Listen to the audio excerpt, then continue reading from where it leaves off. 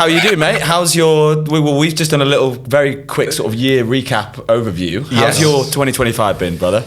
My 2025 has been great. Yeah. Firstly, congratulations. Hey, thank you very much. How are you doing since the last podcast? I'm so fucking tired, man. I'm so tired. He is the cutest baby in the whole world. And you know when you're just like, because he's my baby, maybe I'm wrong? Like maybe he's not. Yeah. Like because you see other babies and you're like, hey, they're not cute. But the mum and dad are like, oh my God, they're so cute. You're like, so I'm like, oh shit. Yeah. Like, and I feel like me and Tanya was honestly sat down and go, we should send pictures to the modeling agency. Like, we really should. So I feel like maybe we're like 25% above of what he actually is. But mate, it's incredibly rewarding. It's incredibly hard. I've got the best wife in the world. Everything's sound. It's all good. Nice. You cry sometimes, you laugh sometimes. It's all good, mate. It's part of the journey. It's life. Love it, mate. It's life. Thank you very much. How are you? How was your 2025, baby? It was good. My 2025 was probably my favourite year I've ever had. That's banging. Wowza. Which is good, yeah. Like, and I've had a lot of good years. Yes. Highlight? What's the highlight? Oh, blimey. Oh, you can give us a few. You know what? I said this, like, my girlfriend hates me because of this. I said to her the other day, I was like, I honestly...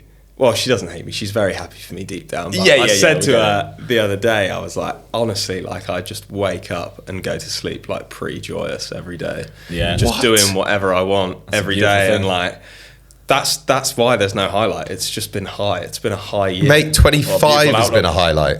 Yeah. 2025 has been a highlight, right? That's your highlight. The whole lot's been great, mate. I've got back to playing gigs. I've put out loads of tunes compared to what I usually do. Yeah. I literally said to myself, like, at the start of this year, like I had like a very all guns blazing, anyone who doesn't see the vision, get out the way and I don't care who you are approach for like a good couple of years. Yeah.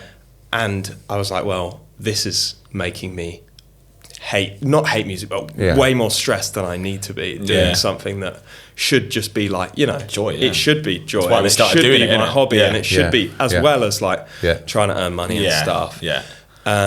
So I said, literally at the start of this year, I'm just going to have fun. Yeah, I'm not going to put any pressure on it. And like, it's just worked out that like when you enjoy doing something, you work harder doing it. You know, and even the tricky stuff, and even when you hit a bit of a wall, like you persevere. Yeah. Whereas, you know, sometimes like a couple of years ago, I'd be like, I have to make content before I have to punish myself before I do anything. Right. And then I'm there the whole day like, I don't want to do it. I don't want to do it. I don't want to do it. Reaches 3 p.m. I'm like, the day's done anyway. I'll go again tomorrow. It's that like loop of like, I have to do it, so then I don't want to do it. And I especially feel like that's prominent in creative minds. Yeah. Like trying to figure out that side of the brain of like planning to do something instead of being in the moment, having fun to do something, which then leads to the planning of doing something.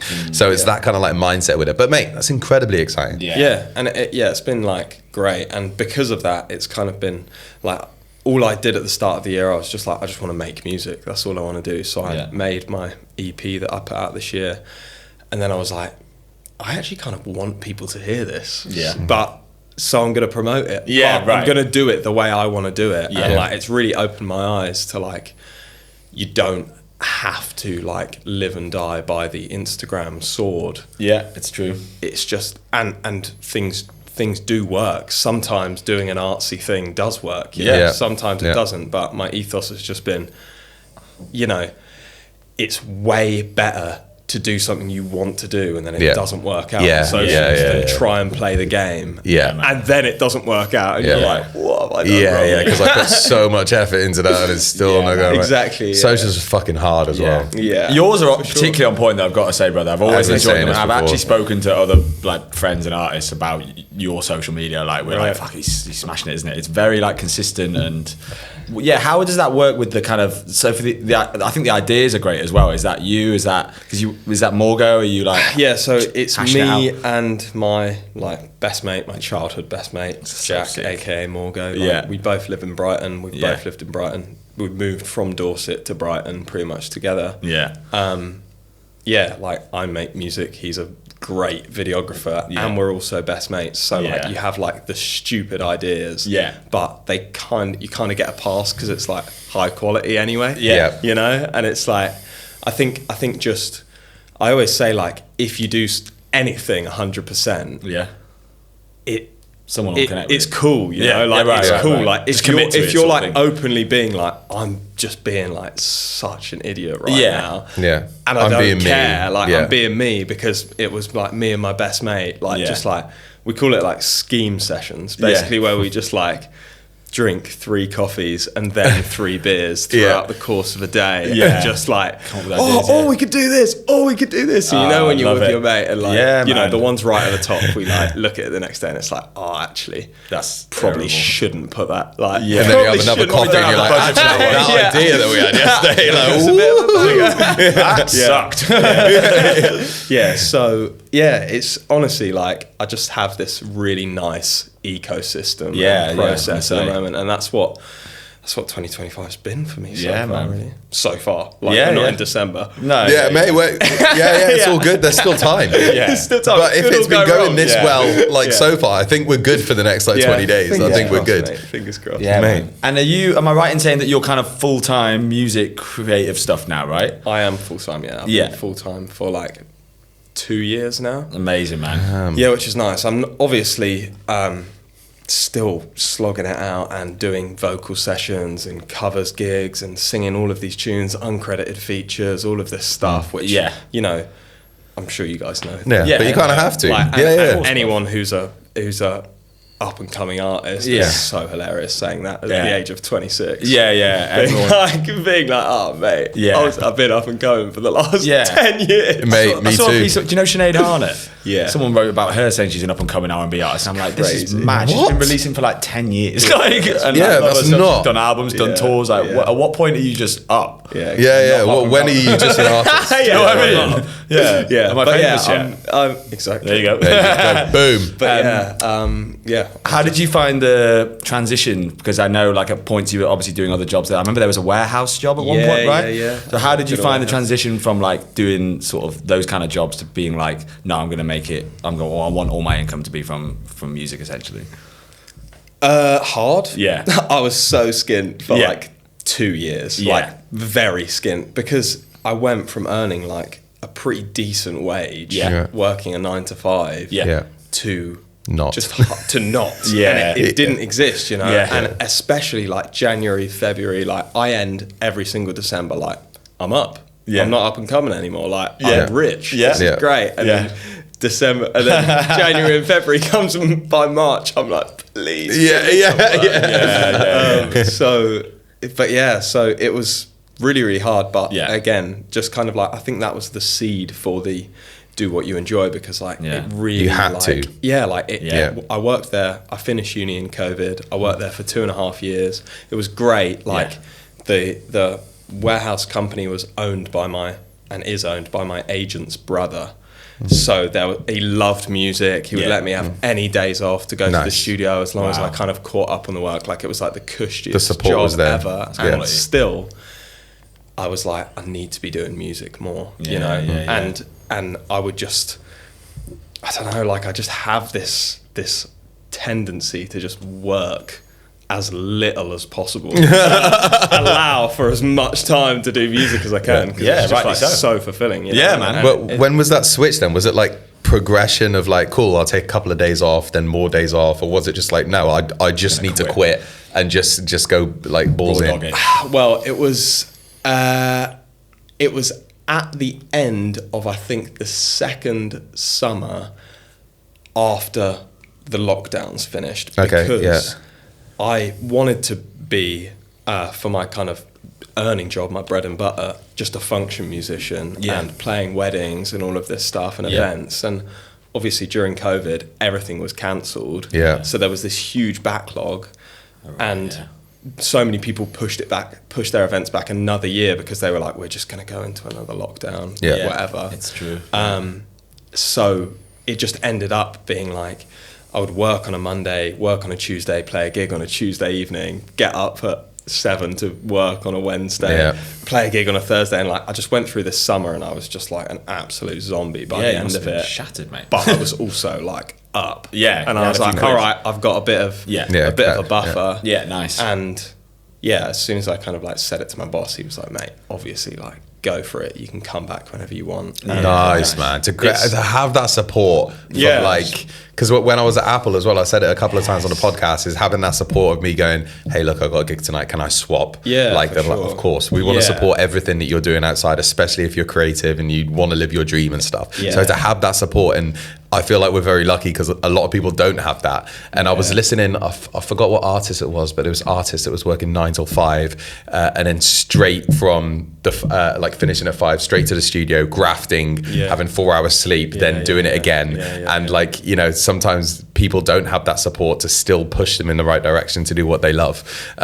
But when you have that drive to do what you love, then I feel like you'll just try and get it no matter what, right? Yeah, for sure. And as well, like I'm in a really, really privileged position, like so many full-time musicians are, where like I'm in my mid-20s and I could still say to my parents back in Dorset, if all the shit hit the fan, like, can I come back? Can I come back? You know, and like there are so many musicians who don't have that opportunity, you know. And if I didn't have that kind of safety net. Yeah, that safety net. Like, there was no way I'd be leaving my full-time job, because it's like I can't risk earning. Like, people kept talking like my first year of music being self-employed, like about tax write-offs, and I was like, I don't earn enough to write stuff off. Like, what the fuck do you mean? Like, this doesn't help me out at all. So it's like I can't imagine like being in that position, and like I say, it's like a very, very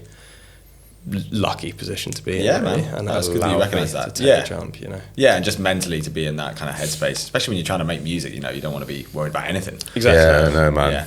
To have that pressure there, like, the cloud over your head to go, well, if you don't make this work. And also, you know what? I wonder if you've come across this, Alfie, but I was going to say, because you guys were both saying how supportive your kind of, you know, day jobs, so to speak, were whilst you were doing music on the side. And I found this, Jay was telling me the other day, my live vocalist, that he does a lot of function gigs, and all my band, basically their bread and butter is function gigs. But then there's certain bands or certain ones just are really, really not cool with you, like having other stuff going on, which I find bizarre. Yeah, and like there's the high end ones, probably. Yeah, because I know Jay Boy's kind of working his way up the kind of ladder, but some where he's like, you know, I can't do this because I've got X on, whether it's an originals thing or another function, and they're like, oh well, we need you to like prioritize this. Like, I get it from their perspective, but it's also like, you know, that's like the opposite of like Apple or the warehouse, where it's like they should be. I think most people, you know, that functions are an amazing way to make money, but a lot of these people are like artists, you know, like wanting to do that to make money. I think it's a hard one. Like, when I was doing a lot of function gigs, like in a wedding band, like every time the drummer would take the gig off, not a peep. Every time the bassist would take a gig off, not a peep. But I think a lot of people book function bands because they see the singers. So good point, with Jay, like specifically, like, you know, especially if there's a client, like, you know, I don't know how transparent we want to be with fees for like big function bands, but like, it's decent. You could easily, like thousands, tens of thousands of pounds sometimes. But it's always written in the contract, like, it could be another iteration of this band that turns up. But, you know, I don't know how many times you guys read the full contracts when you do stuff, but like, there must be so many times where, especially that clientele, like, where you've paid 15k for a band, and then the singer you want hasn't turned up. Like, they don't even give it another, like, a chance. They kick off before they've even heard the depth. Right. Might be amazing, and probably will be amazing if they're singing in like a really upmarket band anyway. You know? True. But so I think, especially with vocalists, like, that's probably quite a specific thing. That is a good point. I've been there when I've like depped in and I've gone in to replace someone because they're sick or something, and then the band has to send them like a clip of me for them to get like sign off and say, actually, we're kind of happy with that guy and his energy coming to join, because it's like, from also the client's perspective, it's they're trying to create this vibe for their party, be it a wedding, be it even a corporate gig. Like, their job is to make sure that the party is having a great time. And being a front man, you're in charge of that vibe. Exactly. Like, you can change that vibe in an instant. You can bring it down, and also from a front man being a cover band, like that's so much pressure and it's hard. Yeah. Like if you're feeling a little bit sick sometimes, like, or just not mate, you can't just like half-ass it. You need to bring the whole party up. So it's true. So I understand sometimes when they're like, oh yeah, actually we need you. Yeah. This, and this no is one's you. like coming into my work or Apple being like, oh, Zach's not here, I'm not going to buy an iPhone. Yeah. Do you know what I mean? It's so true. They don't just sit. They're like, who was that guy here? I don't care. I don't care. Just fix my phone, please. You're so right. I just want the Wi-Fi working. Imagine if there was an Edbler gig and then like, it was just like me on guitar. Where is he? I do remember once getting asked if I wanted to do this like jazz caf gig. It was like a maybe I won't say it. I'm not going to say anything negative about it anyway. It was like a global soul thing. Nice. So which I believe is like a promotion. I'm actually not sure what it is, but it's like a music thing. And they just did this night where they were having a bunch of UK soul acts, right, with the different things. But they had like a house band, guitarist, bass and drums. So I was kind of like, well, I can't really sing the set because I have a live singer, as you know, you've performed with us as that live singer. And so I was kind of like, well, I guess Jay could go and do it, and then I could just like watch. I was obviously not going to do it, but like I would never do that. But like technically, it was like they've got a band already, so they just need my singer. I could just have a night off. Happy days, easy. You're just an agent now. There you go. Yeah. So 2026. Jay, I may not be at all their meetings. Okay, so still doing like cover gigs and stuff. Yeah, like, on I the do. side. I do loads of stuff. I literally do anything. Like I will do uncredited features. There's so many tunes about with my voice on. Like it's got to be kind of fun. Writing. Yeah, it is. To be honest, like I way enjoy doing any music. You know. And I always like as you all said, of my jobs. Fun, so I do studio vocals, covers gigs, originals gigs. Sometimes play for other people. Studio stuff, like anything I can do, and it all. Like my whole ethos is just like, as long as it makes me better as a musician, it'll feed back into my original music and make it better, you know? Like I sing so often now that like I can like just before I would have to warm up and do 20 takes of anything, and like now when I'm just on all the time. You know, you get to know really your voice, nice, you get to know exactly. And it's like also makes the originals gigs, for instance, like I had such an issue playing originals gigs, like so much pressure. I put so much pressure on them, and now like I can play like you'll be the same, Zach. Like you have to play for 3 hours, and like when someone's like, "Can you play half hour for an originals gig?" It's like, like with my eyes closed, no worries, on the front of the stage if you want. Sounds great. You know what I mean? So it's like it all feeds back into that, just into me, really. Yeah, man. Yeah, that's great, doing that loop. So, And where are you at with because I remember at one point we did a session and you were really, I can't remember what it was called, but it was like a 50-day thing where you were drinking like 2 liters of water and exercising twice a day and reading a book. So it's called 75 Hard. That's it. It's like, can I swear on this? Yeah. Oh, mate. This guy's always effing it. It's like, it is like the wankiest thing. It's like 75 days. Yeah. You work out twice a day, drink a gallon of water, stick to a diet, read 10 pages of a book. One of the workouts has to be outside. And I did that, and like it was great. And it, to be honest, like I really do find like doing things like that, they do kind of like come like back into your head when you're like, even if you're doing something creative, it's like, nah, actually, like I really did get off my ass and persevere when like I had to, when it was I know my tipping limits down now, with rain, so I can sit here and like graft this out a bit. But like I was such, like for years I was like such a self-help junkie, but like just reading and like not actually implementing any of the stuff, you know. So it's just like, what's the point of that? But now it's quite nice because like got a bit of I think especially when you're a little older, like you just have like I have a bit more of a head on my shoulders, you know. So it was definitely worth doing. But I'm still like, I just swing back and forth. Like there's no such thing as balance. So I just like, at the moment I literally just did like a 12-week program with my mate who's a PT. Bro, I saw that. Those pics were amazing. Are you ripped? Lad, is he ripped now? Mate, you look ripped. I can even see it from your chin, mate. The last time I saw you, I've been looking at you go, fuck me, he's good looking. Like, good God, you're ripped. Yeah, he's ripped. Yeah. But mate. Yeah, like I did that and then finished it and was like, I have to do music now, you know, like I have to do what I just did with the gym, but in music. Okay. And like, there's always this back and forth. Like I'll hit a point where I'm like, you know, I've started like, I've got like a studio a couple of days a week now, which I can go down to, and like I just lose track of the days, and I'm already getting to that point where I'm like, okay, like I'm probably like vitamin D deficient at this point, and we'll have to go outside at some point. You know, but like it's just like that was just doing 75 Hard was one of those moments where I was swung towards the self-improvement. Right.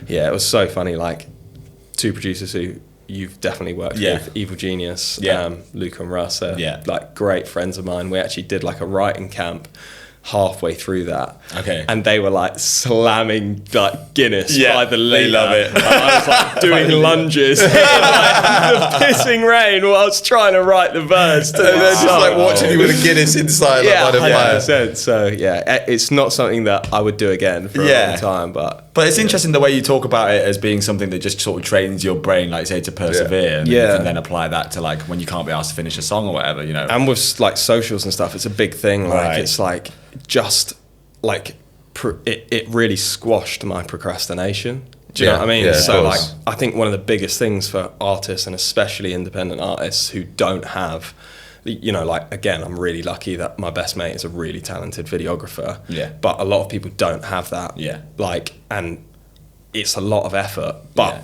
where people spend the most time is procrastinating and worrying about doing it. Yes. You know, and like when you get into the habit of just being like, oh, I've got to do it. Bang, I'm going to do it. I don't even care if it's shit. I'm just going to do it. Yeah. You know, and incrementally, like you get quicker, the procrastination gets less. They get better because you're just doing it more, you know, and it becomes like a cycle, you know. And I think 100%. like I say, like everything, whether it's like, like fitness or relationships or like chatting to your mates makes you better at chatting to industry people and just being a sound person and you know. It's just practice. It's just life. Just literally just life. I mean, there's also music in there. Doing music. Beautiful stuff, man. Yeah. What's next year looking like for you then? Got much in the pipeline? Oh, no idea, to be honest. Really? To be honest, like my mate who I share my studio with is going away for 3.5 weeks, so I'm going to have the studio every day. So I honestly think like 75 hard of music in the studio. 21 hard. Doing music. But honestly, like I really think with my production stuff like that, it's getting better and better. And I really do think like by the time mid to the end of January comes, like I'll hopefully have like another project ready to go. So it'll just be about doing that. And like I had like a massive issue with playing originals gigs up until this year, and it really put like a block on me playing live. And now I'm kind of like dealt with it, or dealing with it. Like I'm definitely just going to try and get out there as much as I can, because like my live show as well is like, not to toot my own horn, but like it's sick. Like, it's really good. Like it's like and I think that's back in the day when I had like zero inhibitions and I was just like this young guy who just had 3 beers and then was like, wow, on stage. Like, I'm getting closer to that again. And that was when I won over the most people. And you know, on live shows especially, like you really can make people like fall in love with your music, whereas like very true. With socials and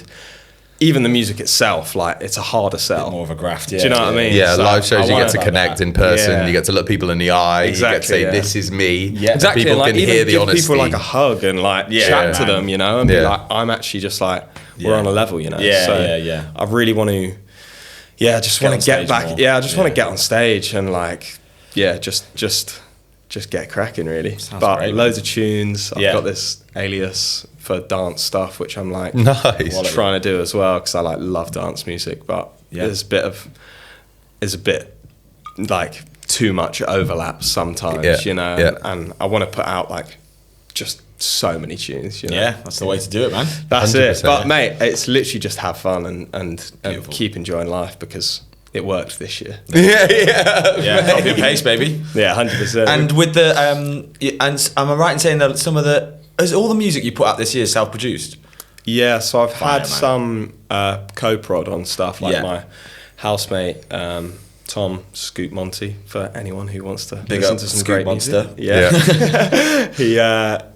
He's like, we basically did, I got all the demos together, or like produced tracks for Songs to Dance To, for instance. Yes. And then we did, he was working as a postie 1 until 6 in the afternoon, so we would do 9 until about 12. Mate, that kind of works. Yeah. But, you know, and morning just music. Do that, like, he would just give me some stuff like, do this. Like, he's just got one of those, like, finisher's ears. You know, some people just have it, you know. So that worked with that. But I think I want to say this project will be, like, top to bottom me produced, but I'm also, like, such an adder. Yeah. And sometimes, like, as long as I can hold myself back from doing that, I think I'll be fine. Yeah. But sometimes it's good to have that. But, you know, it's been like me at the helm playing everything. And then sometimes some other people, like I work with Evil Genius as well and stuff. Like, some people I've just found, like, are great finishers, and also, like, my kind of, like, enjoyment for the process from start to finish of a track declines, tail off. Like as it gets closer to finish, you know, like you get to that point. Totally natural, man. Yeah, like you get to that point sometimes where you're like, I'm not so sure if this is like terrible. Yeah. Or like if this is even a song, or like what I'm saying is making sense. But yeah, so I go through a dip. I start off like really excited, and then I have to write the second verse, and then I'm like, fuck it. I'll just start a new one. Can't I just like, I can't wait to the moment where we just go release like a first verse and a fucking chorus, and release that shit. And then I get excited again at the end when I get to the middle 8. Because I like the middle 8. And then I get to loop the chorus. And then I'm like, and then I'm there. I'll listen to all those stuff. Still no second verse. So I'm with you. Yeah, still no second verse. No. So I'm with you. Yeah, man. Mate, that's super exciting though. Yeah. Was that like a conscious decision, the production thing? Because obviously we've done a few sessions where you've come over and just, it's very much just been like, you know, the kind of traditional, not traditional, but you just have the song and say, oh, can you produce it? Whereas now it feels like you're that guy. Yeah, to be honest, like, I really got, I didn't get tired of it, but I call it like the pop star treadmill. So like I've had a few managers, and then you get a manager and they go in with this guy, go in with this guy, go in with this guy, go in with this guy, and you meet them and you're like, hello, like I'm gonna just like try and pour my heart out, but maybe we'll end up, you know, like as producers, as well as artists, like I would just say I'm an artist. Like I've never produced for anyone else or anything like that, but obviously you guys have, and I think I don't know what your opinion on it is, but you make peace with the fact that some songs aren't going to be as good as others, you know? Whereas like when I was on the pop star treadmill, I just couldn't make peace with that, and I was just like, I can make a song average on my own, so like why do I need to go to London to make a song average, you know, or to have a chance of that? That's a good point. Honestly, like ever since I stopped working with management, like honestly, I've probably, the people I've reached out to work with ever in my whole career, I could probably count on one hand. Like I think I've probably sent 2 messages to producers to be like, could we get in a room? And it just worked out naturally that like, I just enjoy tinkering on my own, you know, and just like, I've spent so many years making like really bad music, you know. You have to, but as well, like, but you think it's great at the time. Like, it's a big thing as well, you know. Definitely, like, man. Like you can save like a lot of money, and you can also save a lot of money just getting people in for the final, the final part of it, because the vision's already there. Do you know what I mean? So like it just kind of ended up naturally, but it started with me just like, I got too many trains to London and was just like, I would always, I'm such an overpacker as well, so I would bring like my Helix, my guitar, a backpack, and a gallon of water as well, sweating my ass off by the time I even get there at midday, and then they'll call the session at 5 and I'm like, brilliant. They're like, oh, we need to leave at 3, sorry, and you're like, I spent longer getting here. Yeah. Quality, man. Yeah. Sounds exciting, man. 100%. Yeah, good stuff. Anything else you wanted to ask? Oh, we haven't asked the main question. Are you famous yet? Do you think you're famous yet? What does fame mean to you? Nowhere near. Do you want to be famous? I have quite a funny story about this, actually. Yeah, go on. Or not funny, it's kind of like heartbreaking, but also quite funny. Sorry, wrong word. Yeah, that's funny. Yeah, really sorry, got that right. So my distributor was like, we're going to run some ads for you free of charge. And I was like, oh, that's really nice of you.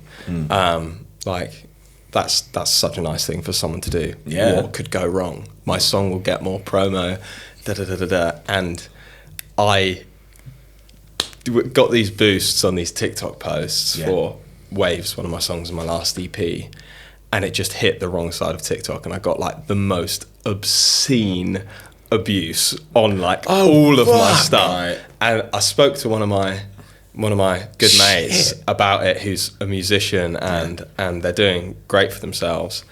And I kind of said like, mate, this is like the first time I've had some like real abuse. And they were like, mate, it's part of the game. Like, it is. It happens. And I was like, but I'm not having any of the financial rewards or fame rewards for the abuse I'm getting. You usually get this when you've got a record deal and you're on like the main, and you're on the main TV channels and the radio, and like there's obviously going to be like some people who don't like your stuff, you know. Yeah. But I got to this point where I was like, I'm getting all of this hate without any of the rewards and like any of the upside. Yeah. And I think that made me realize like there really is like a really long way to go for me. But also like, you know, you guys have obviously been around people who are like quote unquote famous, who like can even do like a 5,000, like they can do a Brixton Academy and yet still walk down the street in most towns and maybe they might get one person go, hey, you're so-and-so. Yeah. But like, I do think like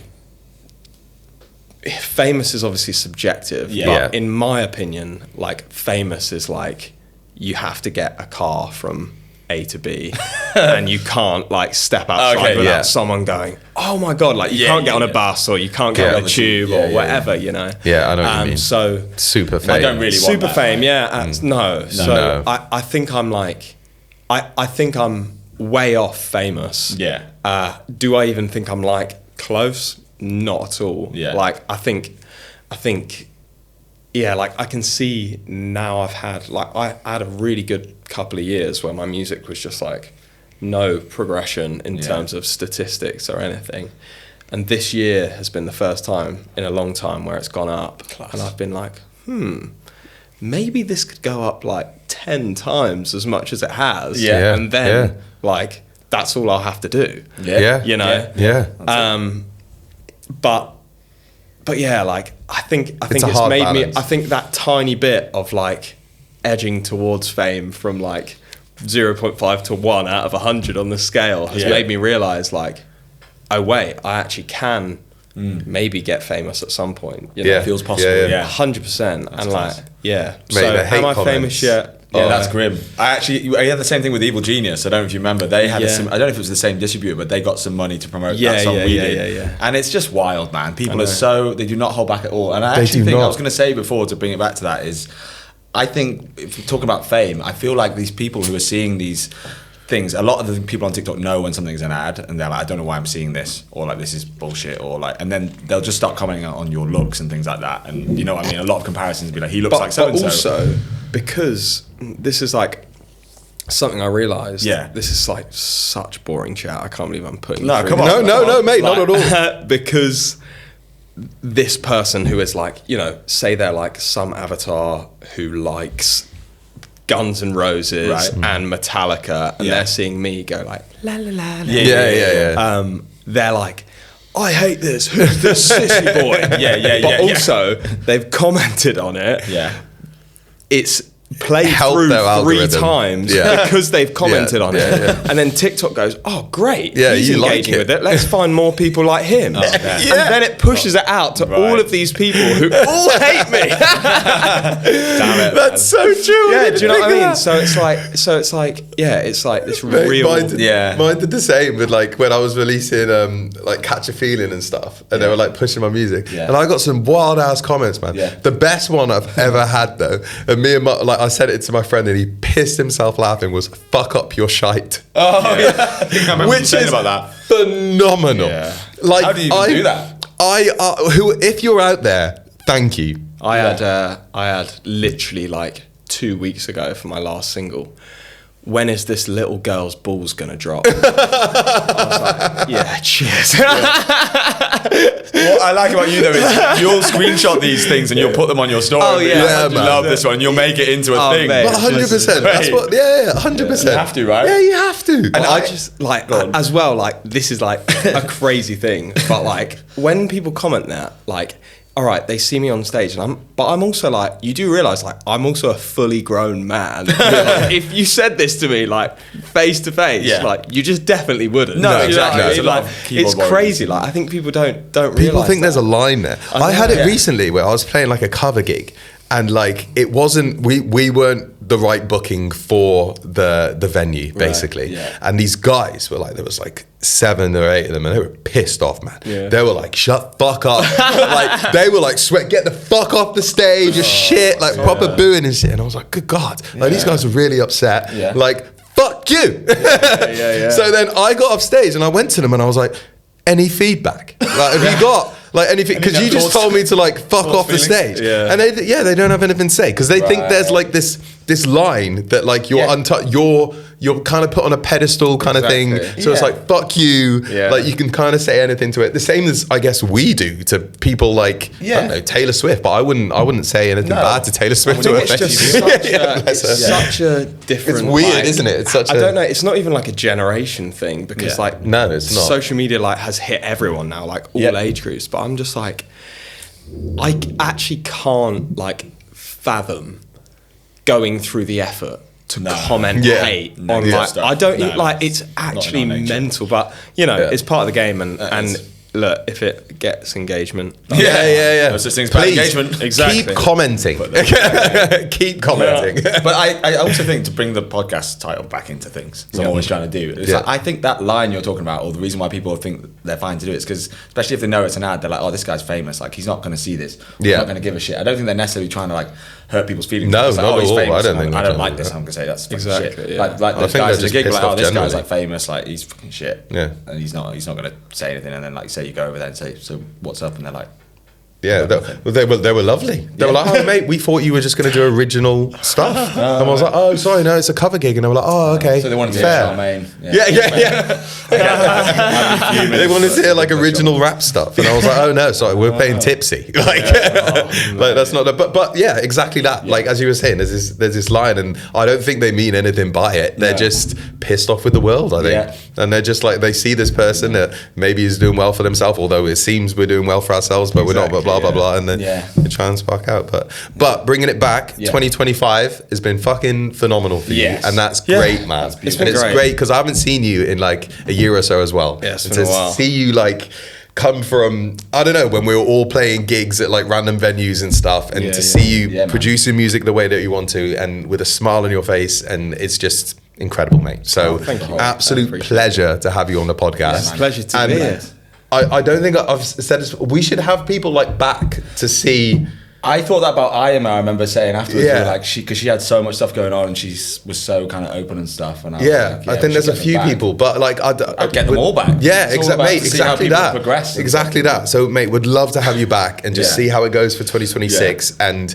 I would love it if 2026 was just an absolute stinker of it. Yeah. Just like. If we're all just everything went downhill. Everything. Podcast release. It's got loads of jinxed everything. Yeah. But no, I'd love to come back. 100%. Yeah. Pleasure, man. Pleasure. Good to see you again. Appreciate it. Big love, Great to see you too. Days. All right, leave it there. Lovely stuff, mate. Nice. Quality. Oh, that's good fun.